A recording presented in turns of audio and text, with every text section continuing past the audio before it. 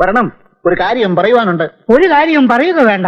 അങ്ങനെയല്ല, പിന്നെങ്ങനെയാ? ഇപ്പോൾ മനസ്സിൽ വിചാരിച്ചിരിക്കുന്നതായ കാര്യം നടക്കുമോ ഇല്ലയോ എന്നുള്ള കാര്യം പറഞ്ഞു തരാം. ശത്രുദോഷം ശരിക്കുമുണ്ട്. ശത്രുവിനെ വകവരുത്തുവാനുള്ള പരിഹാരമാർഗവും പറഞ്ഞു തരാം. വരണം. ശത്രുവിനെ വകവരുത്താനുള്ള രേഖ എന്റെ കയ്യിൽ തന്നെ ഉണ്ട്. അതിന്റെ മോന്റെ കണ്ണ് രണ്ട് ഞാൻ ചൂർന്നെടുത്ത് കളയും. എന്റെ കയ്യിലൊന്ന് കിട്ടട്ടെ കേട്ടാ, അത് ഞാൻ നോക്കിക്കോളാം.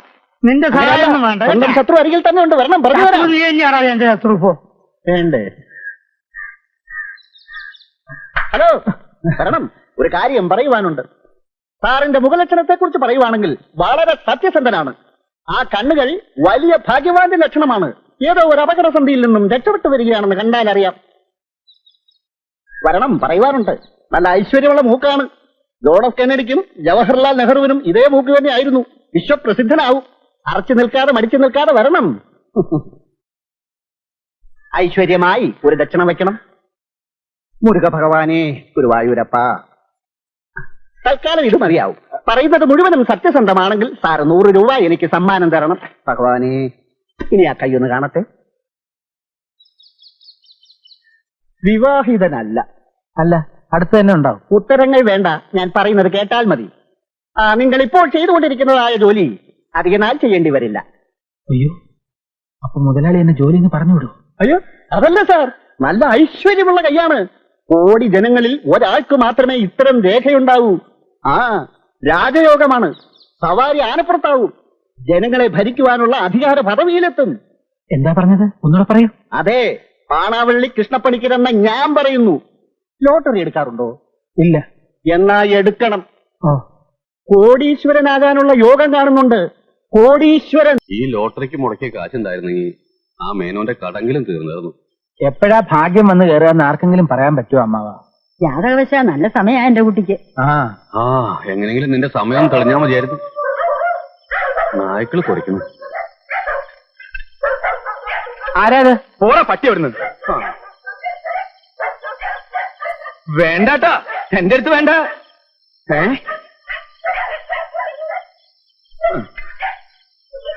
ഇതാ പുണ്യല്ലേ? അതെ. എന്റെ മോണി വന്നല്ലോ. അതെ, വന്നു അമ്മേ. നാടൻ പട്ടികൾക്ക് ഇത്ര ശൗര്യം ഉണ്ടെന്ന് എനിക്ക് ഇപ്പോഴാ മനസ്സിലായത്. നീ അവിടെ നിനക്ക് നിനക്ക് നിനക്ക് എന്നെ അപ്പുണ്ണി നീ ഇനി 5 കൊല്ലം കഴിഞ്ഞ് മടങ്ങൂന്നാണല്ലോ കത്തിൽ എഴുതിയിരുന്നത്. അതെ, അതായിരുന്നു പ്ലാൻ ചേട്ടാ. പക്ഷേ ആശ്രമത്തിൽ ഇത് മോഷണം നടന്നു. എന്ത് മോഷണം? മഠാധിപതി ചൗടയ്യ സ്വാമിയുടെ രത്നകിരീടം കാണാതെ പോയി. നീയാവും മോഷിച്ചത്. ചേട്ടാ, സ്വാമിമാരുടെ മനസ്സ് വേദനിപ്പിക്കരുത്. ഏതോ തന്തയില്ലാത്ത അന്തേവാസി ചെയ്ത കുറ്റത്തിന് ശിക്ഷ അനുഭവിക്കേണ്ടി വന്നത് ഞാനാണ്. പോലീസ് ചോദ്യം ചെയ്തും മർദ്ദിച്ചും എന്റെ ശരീരം ഈ പരുവത്തിലായി. മോനെ അപ്പുണ്ണി, നീ വന്ന് കുളിച്ച് ആഹാരം കഴിക്കും. വേണ്ട അമ്മേ, ആഹാരം കഴിച്ചിട്ട് കുളിച്ചിട്ട് വീണ്ടും വേണമെങ്കിൽ ആഹാരം കഴിക്കാം. പിന്നെ ഒരു കാര്യം, ആരും ഇനി എന്നെ അപ്പുണ്ണിന്ന് വിളിക്കരുത്. ഞാൻ അപൂർണാനന്ദ സ്വാമികളാണ്. എല്ലാവരെയും ഞാൻ അനുഗ്രഹിക്കാം. ആദ്യം ഭക്ഷണം കഴിക്കട്ടെ. ചേച്ചി, കരയരുത്. ആരും ദുഃഖിക്കണ്ട. ഗോപിക്കുട്ട, ഇനി കുറച്ചു കാലം ഞാൻ നിന്റെ കൂടെ ഉണ്ടാവും. മോളെ, ആശ്രമത്തിലെ കഥകളൊക്കെ അടുത്ത വെള്ളിയാഴ്ച ഞാൻ പറഞ്ഞുതരാം. അമ്മേ, അമ്മ അകത്തേക്ക് വരുന്നില്ലേ? പിന്നെ ചേട്ടാ, ബീഡി വലി കുറയ്ക്കണം കേട്ടോ. കുറയ്ക്കാം. ചേട്ടൻ ഏത് ബീഡി വലിക്കുന്നത്? നീ വല്ലതും കഴിക്കേ പോയിട്ട്.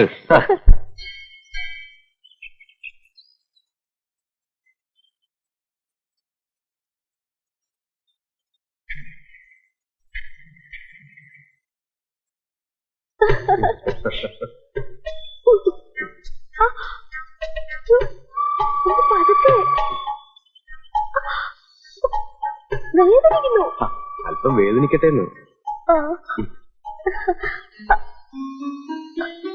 ഇന്ന് എന്തായാലും ചീത്തവിളി ഉറപ്പാ. വളയുടെ കാര്യം ഞാൻ എന്താ പറയാ വീട്ടില്? നോണ പറയാൻ ഞാൻ തന്നെ പഠിപ്പിച്ചു തരണോ? വല്ല വത്സമ്മയോ സുമതിയോ ആരെങ്കിലും തന്നു പറഞ്ഞാ പോരെ? ഇനിയിപ്പോ എന്നും അമ്പലത്തിൽ വരാനും പേടിയാ. ഞാൻ പറയാറില്ലേ ഒരു അമ്മാവനെ കുറിച്ച്, അപൂർണാനന്ദ സ്വാമികൾ. പുള്ളി വന്നിട്ടുണ്ട് വീട്ടില്. ഇനി നിത്യം അമ്പലത്തിൽ കാണും. ഞാൻ പോരുമ്പോ പുളിയും തേവാരും നടക്കണേ ഉള്ളൂ. ഒരിക്കൽ ഞാൻ കണ്ടിട്ടുണ്ട്, പിന്നെ കുറെ കേട്ടിട്ടുണ്ട്. നാട്ടില് ചില കുഴപ്പങ്ങളൊക്കെ ഉണ്ടാക്കി മുങ്ങിയ ആളല്ലേ. മുഖം കണ്ടാൽ തന്നെ അറിയാം അയാൾ കള്ളനാണെന്ന്. പെണ്ണുങ്ങളെ കണ്ടാൽ ഒരു പ്രത്യേകതര നോട്ടവും ശൃംഗാരവും. ശ്ശോ, ഒന്നും മിണ്ടാണ്ടിരിക്കൂ വിജയേട്ടെ. വരൂ നമുക്ക് പോവാം.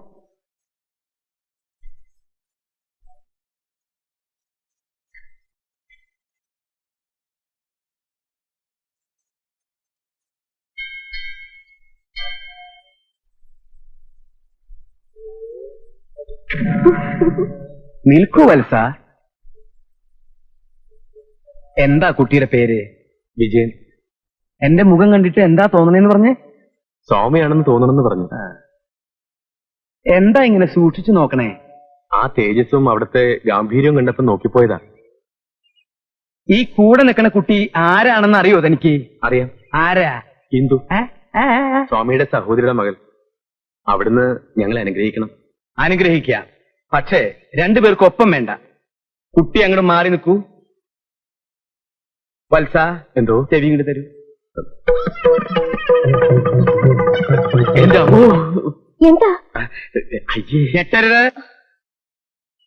എടാ തന്തയ്ക്ക് പറക്കാത്തവനെ, കമണ്ടലും വടിയും എടുത്ത് ദേശാടനത്തിന് ഇറങ്ങിയത് പിച്ചെടുക്കാനല്ല. നീ ആ പിഞ്ചു പെൺകുട്ടിയോട് പറയണതൊക്കെ ഞാൻ കേട്ടു. എന്താ പറഞ്ഞത്? എനിക്ക് കള്ളലക്ഷണുണ്ടെന്ന്. ഉണ്ടടാ, ഉണ്ട്. മേലിൽ ഇങ്ങനെയുള്ള പാവം പെൺകുട്ടികളെ വഴിപിഴപ്പിക്കാൻ നോക്കിയാൽ പോനെ വത്സ, ഈ പാവം സ്വാമിയെ കണ്ണൂർ സെൻട്രൽ ജയിലിലേക്ക് അയക്കരുത്. പോടാ, പോടാ, പോടാ പന്നി.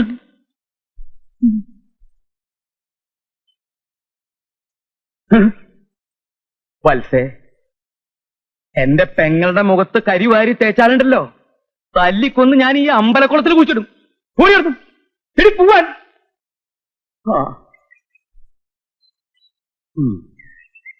സ്വാമിജി, ദീപാരാധനയൊക്കെ കഴിഞ്ഞു. മുണ്ടും നേരിടും കാണുമ്പോ തരിക്കുക.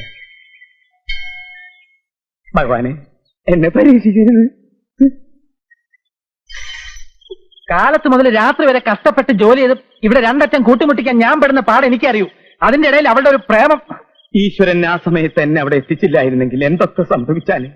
കൃഷ്ണ, ആ ചെക്കൻ ഏത് തറവാട്ടിലെയാണോ ഏട്ടൻ പറഞ്ഞത്? വാരിശ്ശേരിലെ വിശ്വനാഥമേന്റെ ഒരു മരുമകനായിട്ട് വരും. ഇപ്പൊ എനിക്ക് വേറൊരു ഉദ്ദേശം കൂടി ഉണ്ട്. എന്താ അത്? ആ ചെക്കനെ കുറിച്ചൊന്ന് അന്വേഷിച്ചാലോ പുണ്ണി? ഗോപി എന്താ പറയണേ? ഞാനൊന്നും പറയുന്നില്ല. വേണ്ട. അമ്പലവും വഴിപാടെന്നൊക്കെ പറഞ്ഞ് കാലത്തെ ഇവിടുന്ന് അങ്ങോട്ടുള്ള പോക്കൊന്ന് അവസാനിപ്പിച്ചേക്കണം. ആൾക്കാരെ കൊണ്ട് അതും ഇതും പറയിക്കണോ എന്തോ? ഇപ്പൊ ഇനി ആരും അവളോടൊന്നും പറയാൻ പോണ്ട. എടാ ഗോപി, ഞാനൊന്ന് അന്വേഷിക്കട്ടെ. കല്യാണം എന്നൊക്കെ പറഞ്ഞ് ഇപ്പൊ പുറപ്പെട്ട അതിനോട് പൊന്നും പണവും കെട്ടി വെച്ചിട്ടുണ്ടോ? ആദ്യം ആ ലോണൊന്ന് ശരിയായിക്കോട്ടെ. പൊന്നും പണവും മാത്രമല്ലോ കല്യാണം, മനസ്സിന്റെ ചേർച്ച കൂടിയല്ലേ. ഏട്ടൻ വളരെ നാളുകൾ കൂടി ഒരു സത്യം പറഞ്ഞു.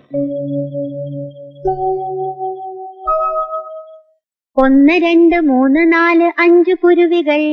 1 2 3 4 5 കുരുവികൾ രാജാവിന്റെ കൊട്ടാരത്തിൽ കൂടുവെച്ചല്ലോ.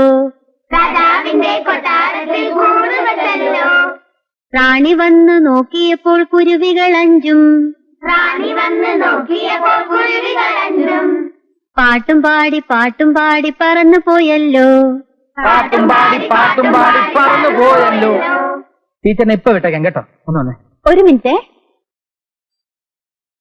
എന്താണോ ഇന്നും അച്ഛനുമായിട്ട് വല്ലതൊക്കെ ഒപ്പിച്ചിട്ടുണ്ടാവും അല്ലേ? ഏയ്, കക്ഷിയുമായിട്ട് ഇനി ഫൈനൽ റൗണ്ടിൽ ഏറ്റുമുട്ടാമെന്ന് കരുതി വന്നത്. അതിനല്ല, ആ ബാങ്ക് ലോണിന്റെ കാര്യത്തെ പറ്റി ഞാൻ മായോട് പറഞ്ഞിരുന്നില്ലേ? അത് 2 ആഴ്ചയ്ക്കും ശരിയാക്കി തരാമെന്ന് മാനേജർ ഏൽപ്പിക്കാം. പക്ഷേ അതിനുമുമ്പ് ചില ആചാര മര്യാദകളൊക്കെ ഉണ്ടല്ലോ. എന്താ? മനസ്സിലായില്ല അല്ലേ? അയാളുമായിട്ടൊന്ന് കൂടണം. കയ്യിലാണെങ്കിൽ കാലണയില്ല. മനസ്സിലായി. ഇന്ന് എന്റെ കയ്യിലും കാലണയില്ല. വാങ്ങിച്ച കാശ് എന്തെങ്കിലും തിരിച്ചു തന്നിട്ടുണ്ടോ ഗോപിയേട്ടൻ? മാത്രമല്ല, വല്ലവനും മദ്യം വാങ്ങിച്ചു കൊടുക്കാനൊന്നും എന്റെ കയ്യിൽ കാശില്ല.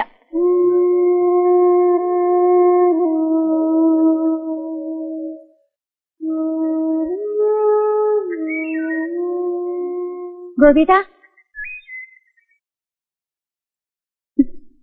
അങ്ങനെയെങ്കിലും ഒന്ന് ചൂടാവല്ലോ എന്ന് കരുതി ഞാൻ അഭിനയിച്ചതാ. സൗകര്യമായിട്ട് ഒരു ദിവസം ചൂടാവും. എന്താ?